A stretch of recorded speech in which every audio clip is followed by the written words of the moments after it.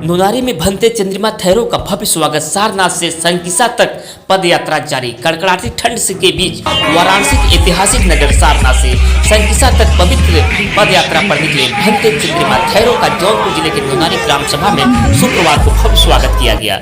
बौद्ध धर्म के प्रति समर्पण और भगवान बुद्ध के संदेशों को जन जन तक पहुंचाने की भावना से प्रेरित यह यात्रा आध्यात्मिकता, अनुशासन और करुणा का उद्देश्य उदाहरण प्रस्तुत कर रही है। नोनारी पहुंचने पर ग्रामीणों एवं विभिन्न सामाजिक संगठनों के पदाधिकारियों ने पारंपरिक रूप से उनका अभिनंदन किया। स्वागत समारोह के दौरान ग्राम प्रधान नोनारी धीरेन्द्र सिंह सिंटू, भीमराव अंबेडकर बौद्ध महासंघ के पदाधिकारी मुकेश कुमार, रोहन कुमार, हीरालाल भारती, शिव कुमार, मंगला दास, कैलाश नाथ मास्टर, संजय कुमार गौतम, ग्राम प्रधान गोथू सहित अनेकों गणमान्य लोग उपस्थित रहे। सबने मिलकर भंते चंद्रिमा थैरो की इस आध्यात्मिक यात्रा को सफल एवं सार्थक बनाने के लिए अपना समर्थन व्यक्त किया।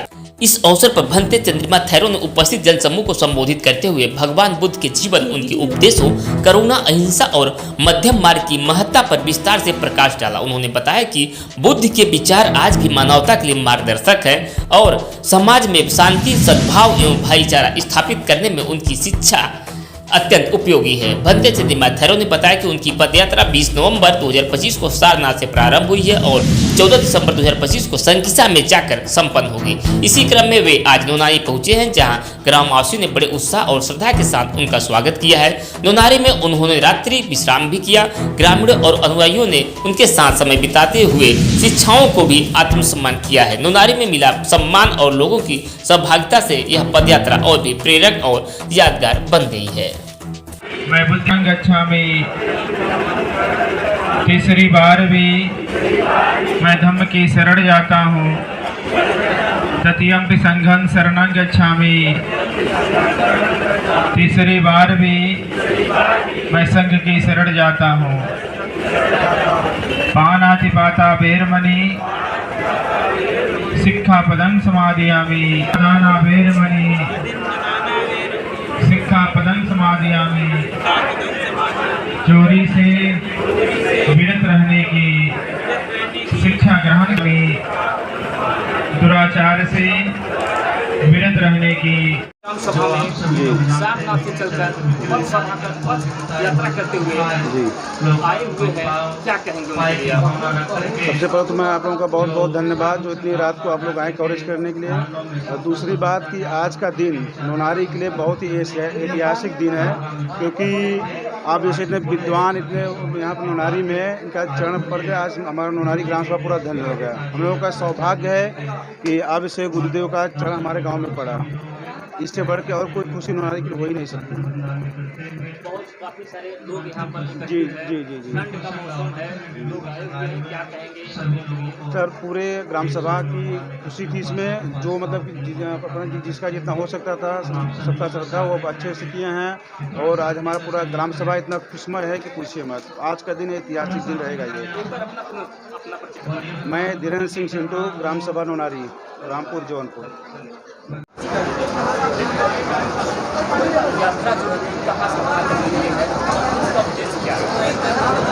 मान्यवर, मैं भिक्खू चंद्रिमा हूँ, धम्मा लर्निंग सेंटर सारनाथ से। सारनाथ में भगवान बुद्ध ने पहला उपदेश किया था और उपदेश करने के बाद भगवान 4 महीने सारनाथ रहे।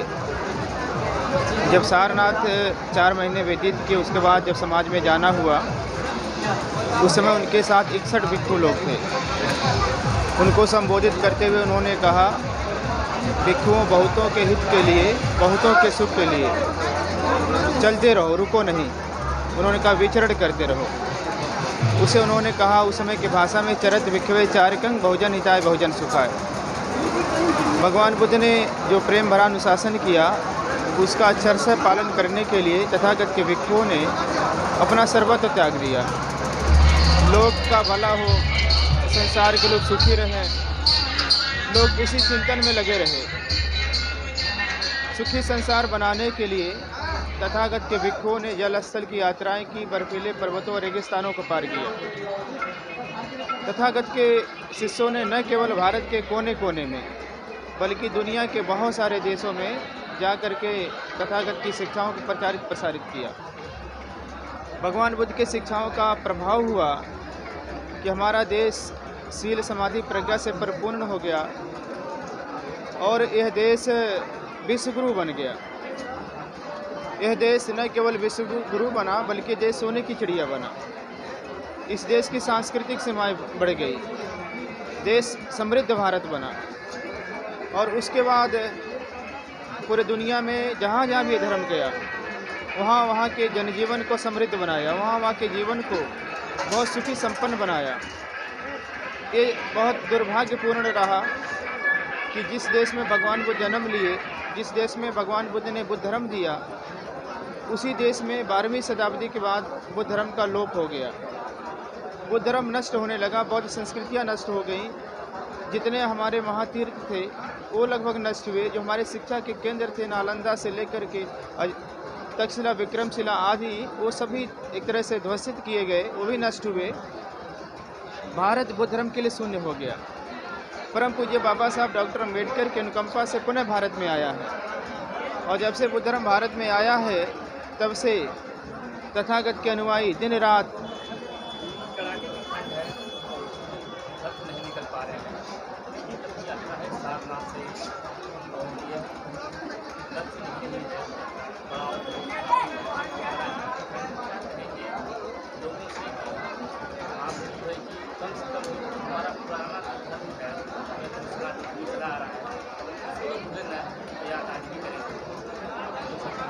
देखिए, जहाँ तक सनातन की आप बात कर रहे हैं, सनातन आज विकृत रूप में है। आज सनातन तनातन में हो गया है। जो तनातनी लोग हैं वो सनातन की बात कर रहे हैं। सनातन का मतलब जो चीज़ें प्राकृतिक हैं, प्राकृतिक धर्म को ही सनातन धर्म कहा जाता है। और जहाँ तक कड़ाके की बात है, मैंने आपको पहले बोला, भगवान बुद्ध के भिक्षुओं ने रेगिस्तानों को पार किया, बर्फीले पर्वतों को पार किया और पूरे दुनिया में सदम को पहुंचाया है। तो हम लोग भगवान बुद्ध के अनुयायी हैं। उनकी शिक्षाओं को अगर हम कुछ लोगों तक पहुंचा सके, अपना त्याग कर सकते हो, हमारे लिए बहुत गौरव की बात होगी। और ये 21वीं सदी है। 21वीं सदी ज्ञान विज्ञान की सदी है और ज्ञान विज्ञान की सदी में विज्ञान आधारित जो शिक्षाएँ हैं वो ज़्यादा महत्वपूर्ण हैं। और हम लोग भगवान बुद्ध की जो शिक्षाएं हैं वो जन जन तक लेकर के जा रहे हैं। और मुझे लगता है कि भगवान बुद्ध की शिक्षाएं न केवल व्यक्तिगत जीवन में बल्कि पारिवारिक और सामाजिक जीवन में बहुत महत्वपूर्ण है। आज दुनिया में जितने भी विपश्यना सेंटर है सब मीटिंग चल रहे हैं। हर जाति हर धर्म के लोग जाकर विपश्यना कर रहे हैं। हर जाति हर धर्म के लोग भगवान बुद्ध की किताबों को पढ़ रहे हैं। तो कहीं न कहीं हम लोगों की भूमिका बढ़ जाती है कि जो लोग ध्यान नहीं कर सकते हैं, जो लोग किताबों को नहीं पढ़ सकते हैं, हम उन तक जा कर के भगवान बुद्ध का उपदेश सुनाएं।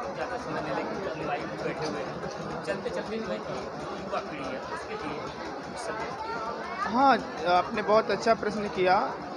आज देश के बहुत सारे राज्य बहुत परेशान हैं और यूथ जो है बहुत गलत दिशा में जा रहा है। बहुत सारा देश का, बहुत सारे राज्यों के यूथ नशा के चपेट में है। और अगर बुद्ध धर्म नहीं आता है तो बहुत नुकसान होने वाला है। आज हम लोग गांव-गांव में जाते हैं, छोटे छोटे बच्चे पढ़ाई लिखाई नहीं करते हैं, छोटे छोटे बच्चे नशा कर रहे हैं। तो नशा का जो प्रचलन जो बढ़ रहा है वो न केवल बच्चों में बढ़ रहा है बल्कि बहुत सारे परिवार तो नशा को जैसे बर्बाद हो जा रहे हैं। लोग जो भी छोटा मोटा काम करते हैं वो शराब में पी जाते हैं। बहुत सारे लोग जो बड़ी बड़ी नौकरियां कर रहे हैं वो 20,000 का मतलब शराब पी रहे हैं। तो शराब जो है और नशा एक बहुत मतलब विकृत रूप ले रहा है। देश में बेरोजगारी बहुत तेज़ी के साथ बढ़ रही है। तो बेरोजगारी इसलिए बढ़ रही है कि अच्छी शिक्षाएं नहीं मिल पा रही लोगों को, रोजगार पर शिक्षाएं नहीं मिल पा रही है। तो ऐसे समय में बुद्ध धर्म बहुत मदद कर सकता है लोगों को।